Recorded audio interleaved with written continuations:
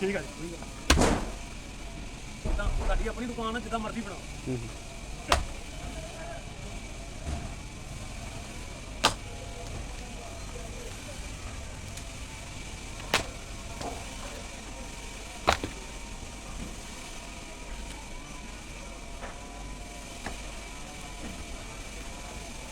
ਇਸ ਤੋਂ ਇਲਾਵਾ ਵੀ ਕੋਈ ਕਾਰੀਗਰੀ ਕਰਦੇ ਆ?